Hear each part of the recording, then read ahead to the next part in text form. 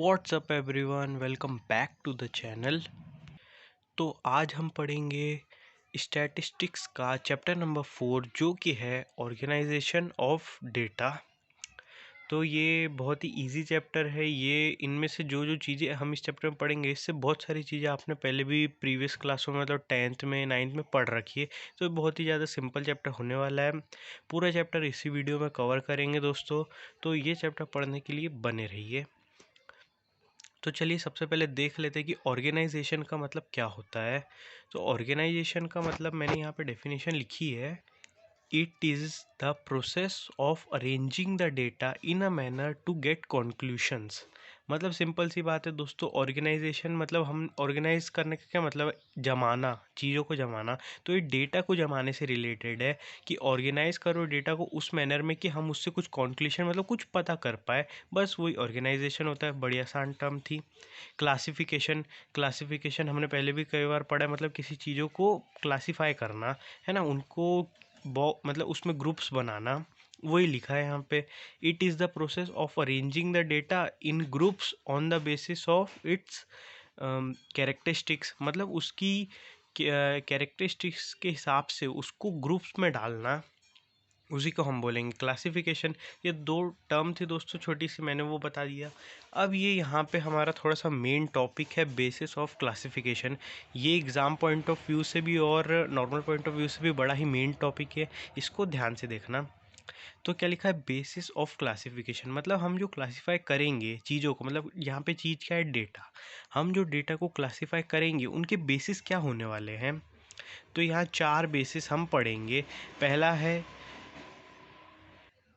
Geographical classification, chronological classification, qualitative classification और quantitative classification.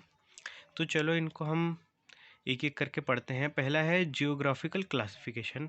तो geographical classification मतलब क्या दोस्तों, जियोग्राफिकल मतलब समझ में आ रहा है नहीं कि कुछ प्लेस से रिलेटेड, मतलब किसी वर्ल्ड जैसे रिलेटेड कुछ जगह से, है ना। तो वही है, अगर classification on the basis of location हुई तो उसको बोलेंगे हम जियोग्राफिकल क्लासिफिकेशन। जैसे यहाँ पे अगर बोलेंगे हम एमपी में कुछ इतना है, दिल्ली में मान लो पॉपुलेशन इतनी है, हरियाणा में इतनी, यूपी में इतनी, तो हम यहाँ क्या कर रहे हैं कि प्लेस लोकेशन के हिसाब से क्लासिफिकेशन कर रहे हैं, तो उसी को हम बोलेंगे ज्योग्राफिकल क्लासिफिकेशन। बहुत इजी। क्रोनोलॉजिकल क्लासिफिकेशन क्या है, on the basis of time.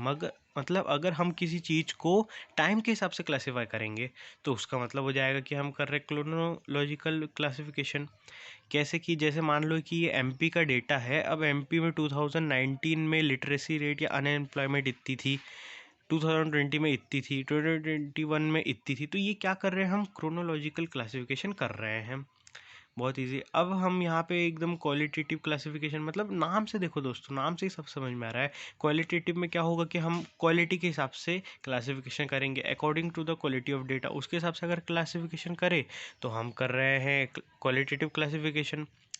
इसमें दोस्तों ये बहुत इजी रहता है, बस इसमें 2 मेथड रहते हैं। एक सिंपल क्लासिफिकेशन, मतलब हमने यहाँ पे जो जितने भी नॉर्मल क्लासिफिकेशन करते हैं ना उसी को सिंपल बोलते हैं। और मैनीफोल्ड क्लासिफिकेशन दोस्तों, इसमें मैंने क्या लिखा है, फर्दर एंड फर्दर क्लासिफिकेशन। मतलब क्या रहता है, मान लो मैंने एक क्लासिफिकेशन करा, ठीक है, कि एमपी में अनएम्प्लॉयमेंट रेट कि इतना है, 2019 2021 में इतना है। अब मैंने उसको और कर दिया कि जितने अनएम्प्लॉय है उनमें से कितने मतलब ग्रेजुएट हैं, कितने नहीं हैं। फिर ग्रेजुएट में मैंने कर दिया कि कितने लड़के ग्रेजुएट है, कितने लड़कियाँ ग्रेजुएट, मतलब मैं और बाय क्लासिफिकेशन करते जा रहा हूँ, फर्दर क्लासिफिकेशन करते जा रहा हूँ। उसी को बोलते हैं हम मैनीफोल्ड क्लासिफिकेशन। ये एक पार्ट है क्वालिटेटिव क्लासिफिकेशन का, ठीक है। अब आ जाता है हमारा क्वांटिटेटिव क्लासिफिकेशन। क्वांटिटेटिव मतलब क्वांटिटी से रिलेटेड समझ में आ रहा है। तो अगर कोई भी classification on the basis of numerical figures होगा उसी को बोलेंगे क्वांटिटेटिव क्लासिफिकेशन।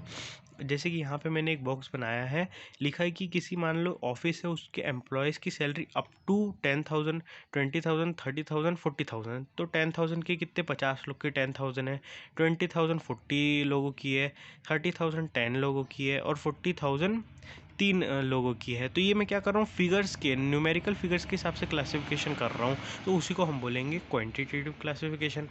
बस दोस्तों यही है बेसिस ऑफ क्लासिफिकेशन। अब देखते हैं हमारा अगला टॉपिक। अब ना दोस्तों हमारे पास कुछ छोटी छोटी टर्म्स आएगी, इनको थोड़ा ध्यान से देखना क्योंकि ये बहुत इंपॉर्टेंट रहेगी। तो पहली क्या है, वेरिएबल। तो वेरिएबल का क्या मतलब होता है, मैंने यहाँ डेफिनेशन लिखी है, a phenomenon which is capable of being measured and it changes its value over time is known as variable. मतलब कोई भी एक ऐसा चीज़ जिसको हम मेज़र कर सकते हैं, ठीक है, और वो समय के साथ बदलते जाता है, उसको हम बोलेंगे वेरिएबल। मैंने यहाँ पे एग्जांपल भी लिखा है, हाइट। मतलब हाइट क्या है, हम उसको मेज़र कर सकते हैं फीट में, और वो समय के साथ बदलती भी जाती है। तो क्या हो गया, ये एक एग्जांपल हाइट हो गया। फिर स्टूडेंट्स ऑफ क्लास, समय मतलब अगर 9th में हो 10th में जाओगे तो बच्चे बदलेंगे, और उसको हम मेज़र कर सकते हैं, उसी को हम क्या बोलेंगे, वेरिएबल। तो ये कुछ एग्जांपल थे वेरिएबल के। अब हमारे जो वेरिएबल है ना वो दो प्रकार के होंगे, एक डिस्क्रीट, एक कंटिन्यूअस। तो हम पहले डिस्क्रीट देखते हैं। डिस्क्रीट क्या होता है, this variable jumps in complete variables. मतलब बात समझो, ये जो है ना, ये जो डिस्क्रीट वेरिएबल रहेंगे, ये एकदम कंप्लीट चीज़ें बताएंगे। जैसे कि मैंने यहाँ पे लिखा है, there are 50 students in the class, मतलब 50 बच्चे हैं क्लास में, बताया। फिर हमने बोल दिया कि देयर आर 25 गर्ल्स, मतलब हम ऐसे क्या कर रहे हैं, एकदम कंप्लीट 25 बता रहे हैं, 50 बता रहे हैं। पर क्या कंटिन्यूस में क्या रहेगा, this variable ranges of values. मतलब क्या, जैसे हाइट है, हाइट 5.6 बता दिए, और वेट क्या है 60.5 बता दिए। मतलब हम यहाँ पे क्या कर रहे हैं, पॉइंट में भी ले सकते हैं, एक रेंज ले रहे हैं।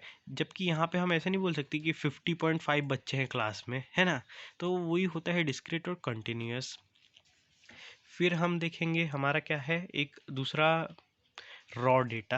अब रॉ डेटा, अब समझ में आ रहा है, रॉ मटेरियल आपने पढ़ा होगा पहले। रॉ मटेरियल क्या होता है कि वो मटेरियल यूज़ किया जाता है फाइनल प्रोडक्ट बनाने के लिए। तो रॉ डेटा भी बस उसी से कुछ रिलेटेड है। देखो, data which is in its crude form is known as raw data.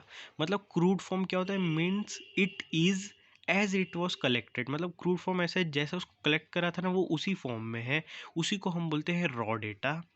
ठीक है। अब हम यहाँ पे पढ़ेंगे टाइप्स ऑफ सीरीज़। सीरीज़ दोस्तों दो प्रकार की होगी, इंडिविजुअल और एक फ्रीक्वेंसी। तो इंडिविजुअल बहुत इजी रहता है दोस्तों, मतलब हमने इसको सीरियल वाइज अरेंज कर दिया, उसी को हम बोलेंगे इंडिविजुअल सीरीज़। मतलब जैसे किसी क्लास के ये रोल नंबर ले लिया मैंने 1 2 3 4 5, और मार्क्स दे दिया, वन रोल नंबर के 67 है, फिर 2 के 85, ऐसे मार्क्स दे दिया। वही मैंने सीरियल वाइज अरेंज किया, तो उसी को बोल दूंगा मैं इंडिविजुअल सीरीज़। दूसरा रहेगा फ्रीक्वेंसी सीरीज़। तो सबसे पहले हम देख लेते हैं फ्रीक्वेंसी का मतलब क्या होता है। तो फ्रीक्वेंसी मतलब होता है कि number of items an item, sorry, number of times an item repeat itself. ठीक है, बहुत इजी। मतलब एक आइटम खुद को कितनी बार रिपीट कर सकते हो, उसी को हम फ्रीक्वेंसी बोलेंगे। फ्रीक्वेंसी भी दोस्तों यहाँ पे दो प्रकार की होती है, एक डिस्क्रीट और एक फ्रीक्वेंसी डिस्ट्रीब्यूशन। तो डिस्क्रीट क्या होती है दोस्तों, हम उसको ना टेलीमार्क में दिखाते हैं, उसी को हम बोलते हैं डिस्क्रीट। अब टेलीमार्क कैसे, हमने यहाँ पे जैसे करा है दोस्तों, पिछली क्लास में पढ़ा है कि जैसे मान लो 10 मार्क्स है, 10 मार्क्स कितने, 4 बच्चों के आए हैं, तो हमको उसको टेलीमार्क में दिखाना है, तो ऐसे 4 लाइन खींच देंगे हम। अगर 7 मार्क्स देखें तो 3 बच्चों के आए तो 3 लाइन खींच देंगे। 5 मार्क्स आए हैं 5 बच्चों के, तो 5 लाइन ऐसे खींचते, याद है ना दोस्तों, पहले 4 लाइन खींचेंगे और 5वां दिखाना है तो एक ऐसा क्रॉस कर देंगे। तो ये होता है डिस्क्रीट। फ्रीक्वेंसी डिस्ट्रीब्यूशन को हम दोस्तों अगले पेज में एकदम डिटेल में पढ़ते हैं। चलिए तो पढ़ते हैं।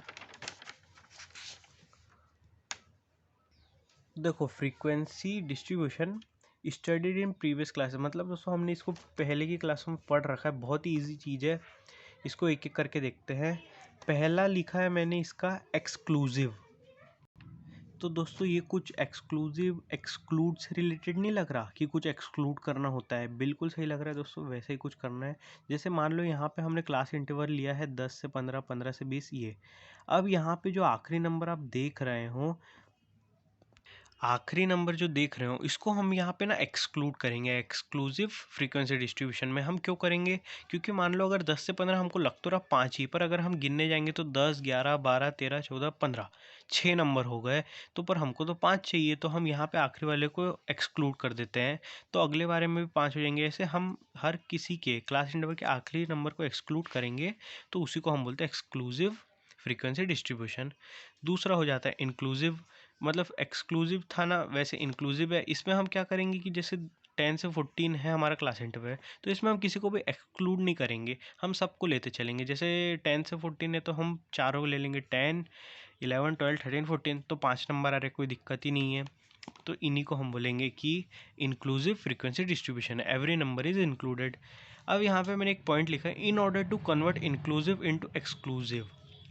अगर हमको इंक्लूसिव को एक्सक्लूसिव में करना है तो कुछ नहीं करना दोस्तों, हमने पिछले भी पढ़ा है पिछली क्लासों में कि जो लोअर लिमिट होती है उसमें से 0.5 माइनस कर दो, अपर लिमिट में प्लस कर दो, आपका हो जाएगा इंक्लूसिव को एक्सक्लूसिव में आप कर दोगे कन्वर्ट। जैसे यहाँ पे मैंने किया 10 में से 0.5 माइनस किया 9.5, 14 में 0.5 प्लस किया 14.5, इसी में सब में कर दो, ये आपका हो गया एक्सक्लूसिव फ्रीक्वेंसी डिस्ट्रीब्यूशन। बहुत इजी। अब लिखा है ओपन एंड, थर्ड नंबर का हमारा रहेगा। जो ओपन एंड क्या रहता है दोस्तों, हम नहीं पढ़ते जैसे लेस देन 10, लेस देन 50 उसकी फ्रीक्वेंसी निकालना है, या मोर देन 20, मोर देन 40, उसी को हम बोलते हैं ओपन एंड। फिर आता है क्यूमुलेटिव फ्रीक्वेंसी, सबसे इजी टॉपिक दोस्तों, हमने पहले ही पढ़ा। हमको फ्रीक्वेंसी दी रहेगी, क्यूमुलेटिव फ्रीक्वेंसी निकालना है। तो यहाँ पे हम पहले को तो 2 को 2 जैसा कि लिख देंगे, फिर 2 को 4 से प्लस करेंगे तो 6 आ जाएगा, 6 को 7 से प्लस करेंगे 13, 13 को 9 से 21, 21 को 11 से 32, ये हमारी क्यूमुलेटिव फ्रीक्वेंसी आ गई। आखिरी हमारा है फ्रीक्वेंसी डिस्ट्रीब्यूशन में मिड वैल्यू।